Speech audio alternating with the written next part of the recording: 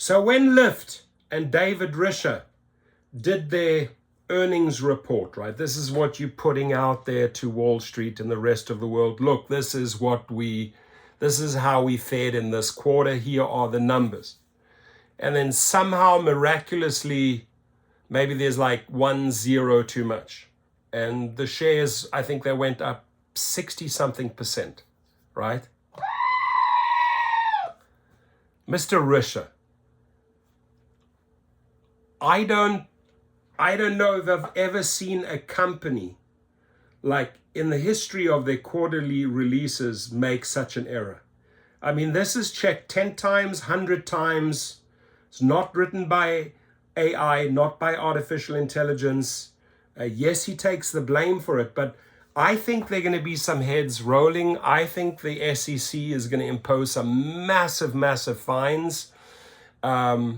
I think the CFO should go. I think the CEO should step down. Mr. Risher should step down. This is unacceptable. This doesn't happen in the corporate world. So just to be so nonchalant, yeah, the buck stops here. I take responsibility. Dude, what the fuck did you do there, dude? I mean, it's like a bunch of clowns running the show. Maybe they intentionally, there was some bids going on. Oh, let's see how high the stock goes. Look, the stock did go a lot higher, but it skyrocketed for a while until they said, oops, we made an error. Just listen to this interview. Listen to this interview. Mr. Risher, you should step down. Well, look, first of all, it's on me. There are a lot of eyes on this press release, but at the end of the day, my bad. But look, I don't want to take anything away from the butt-kicking performance that the business did, thanks to all of our employees and thanks to millions of drivers. I mean, look, we had our financially strongest quarter we've ever had, and I'm super excited about it. To be clear, this was simply a mistake. Yeah. Human error. Human error. The stock rose as much as 6% in after hours. As Caroline pointed out, it's significantly higher this morning. And we can talk about the performance in the quarter gone and the performance in the current period. This may sound bizarre to you, but I think it's a real question. Did you guys use AI to write that press release? Seriously? Or is this as simple as you are calling it a clerical error? No, it was a clerical error. Yeah. No, we're not at the point where press releases can be written by AI, at least not financial press releases, no way. I hate to ask it because real... Hey, listen up. Are you a real estate investor or considering why are starting they ads investing in real estate? Get out of here. People's jobs are now on the line, I'm sure, David. And I want to ask, is the CFO's role safe? Is this going to have repercussions Cut the CFO. across your membership and employee base? The CFO's role is 100% safe. Really? 100% safe. Really? Look, she and the team are taking this incredibly seriously. And you have to understand, I mean, we go through hours and hours of checking and double checking before something like this goes. That's why. It's an unacceptable error. Again, ultimately, it's on me. I'm the CEO. Buck stops with me. But the team is taking it super seriously. And I know that you want to be talking ultimately about how you're seeing growth in the business. And I'm sure that that's something that, in a way, the salt in the wound is even greater because you had a great story to tell and it got marred by this particular error. But people are going back and saying they have never seen anything like this in history, David. What would you do differently in the next earnings? How can you make sure that investors feel confident in the statements that you put out to them in the foreseeable future? Yeah, I mean, look, I would look at our record and look at the growth, look at the fundamentals of the financials. And to be very clear, it was a bad error, but it was 1-0 in a press release. And, you know, 1-0? A lot of other pages. And, of course, we corrected it within seconds of time. 100 million or a billion? I think, you know, like with any mistake, 1-0. I think it's not so much about the mistake itself. It's also about how you correct for it. And we've corrected for it, obviously, in the moment, putting on new materials, but also doing a really deep process dive, including having our own internal audit team, a separate team, look and figure out how we can make sure we never make a mistake like this again. Okay, if you're listening on Bloomberg Television and radio worldwide, we're joined by the CEO of LYFT, David Risher. And I go back to the current stock performance. You are still up 32% in the session. Yeah. And there are so many stories within that, but I zero in on the gross booking outlook. Strong. Yeah. What is the story there? For me, I'm trying to make sense of the gig economy more broadly on both the demand and supply side.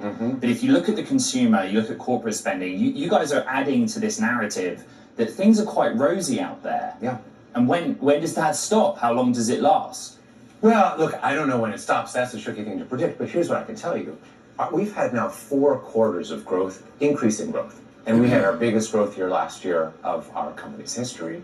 And by the way, we're talking about billions of dollars. By the way, billions of dollars that end up going in drivers' pockets. So you can see this is a really important part of the economy because it's a really important part of people's lives. When people take the 700 million trips they took last year on Lyft, they're going to see their parents. They're going to a Taylor Swift concert. They're going to work every day. They're coming home from work. They're going to see Taylor their Swift. doctor. This is an important part of people's lives. And then when drivers are driving, they're earning to save for a house. They're earning to save for tuition. They're earning because maybe they lost a W-2 job and they're 3 weeks away from picking up a new job and they need something to bridge them. So it doesn't surprise me that the gig economy is becoming increasingly essential part of people's lives and people's economic lives.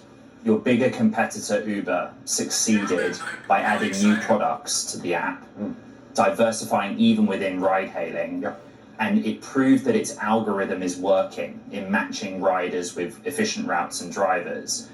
Do you feel that you're going to be competitive in those domains? I do. Look, our focus is a huge strength. We are 100% focused on rideshare. Just yesterday we launched Women Plus Connect that allows a woman rider to pick a woman driver all across the United States, 270 markets. It's been a huge success over the first 6 months when we've been kind of trialing it. We launched a new driver standard that allows drivers to get a guarantee that they'll never earn less than 70% of what rider pays them after some fees. So, this is the sort of innovation that we can do because we're focused on rideshare. And look, I expect Uber to do pretty well. I think we'll do pretty well too. I think this is a really strong sector. I'm going to go back to the drivers, David, because what's interesting on this day is there is strike action. There is on Valentine's Day. Yeah, buddy. They're going to be flying to Miami. Everyone's talking talking to about Chicago. There might well be issues trying to get an Uber or indeed a Lyft, and also in the UK as well. I'm interested as to what's happening when you are offering 70% guarantee. Why still do they want to demand more, even if you say? Good question, lady. Why do they still want to demand more when you're offering 70%? The truth is, you the driver, you the gig worker, and I know it's not 70%. Look at him smile, right? The truth is, we went out and protested on Valentine's Day, Mr. Risher, in record numbers. Why? Because we see through your bullshit 70% scam. Lady, do your research, right? Read up what's put out there. How many articles, how many videos are attacking the 70% bullshit? You can't just go onto media and keep on spreading those lies. Even these reporters need to inform themselves a little better when they start asking the tough questions. Look, I'm giving you flexibility. Yeah. First on the strike itself, Carolyn, it's been in the works for weeks. So it predates the announcement of this new 70% guarantee. If you look at what the drivers are asking for, and I think these are reasonable things to bring up, they want more transparency on their pay. We've given it to them. We give them a very, very clear weekly breakdown that says this is how much riders paid you, this is how much we took, this is how much you get. They've asked for a guarantee, right? So that they don't, so that there's a floor to their earnings. We've given them that too. They've asked for better visibility into deactivations. If you as a rider raise a complaint about a driver, we have a whole process we go through. In deactivations, I want to stop here for a second, ladies and gentlemen, right? Mr. Risher contacted me about deactivations. My companies and the lawyers that I work with and the team of paralegals are the number one group in the United States that has brought the most cases against Uber and Lyft when it comes to deactivations. Fact, over 4,200 to date. And he wanted to stop that bleeding, right? How can we fix it? I made great suggestions, right? Hoping that they would attack wrongful deactivations. I can tell you right here now, Mr. Risher, I can tell my audience, my subscribers, and my friends on my channel, we are actually doing even more wrongful deactivations than ever before. So whatever you're trying to spin here doesn't match what we are doing in I'm seeing a records far more in our last quarter compared to about a year ago when it comes to deactivation. So there is nothing in place yet by Lyft or Uber that has brought down the bleeding, that has brought down the wrongful deactivations. Quite the opposite. It's gone up, right? Our number of cases filed against Uber and Lyft has gone up, which means there are even more wrongful deactivations than ever before. So whatever he's saying here doesn't add up. And by the way, if you have been wrongfully deactivated, please go to the link below, GigRocket. We will submit your statement. We will submit your lost earnings because you are losing money. We will fight that wrongful deactivation, and we'll end up taking them to small claims court and punish them until they listen. Listen, we have a 3-step process in place. No mercy. I don't have any time for the bullshit of the companies, right? We go straight for the jugular. They either cooperate, get you back immediately, or they pay, right? So it works very, very effectively at GigRocket. We're the only group nationwide, actually worldwide, that represents drivers and does it our way. It's a very special way. We don't just write a pretty letter and say, oh, please reinstate the driver. We actually follow through 1, 2, 3. So check it out. If you have been wrongfully deactivated, A, he is lying right here. It's gone through the roof. And B, there is a path. There is a way to fight the wrongful deactivation. The link is below.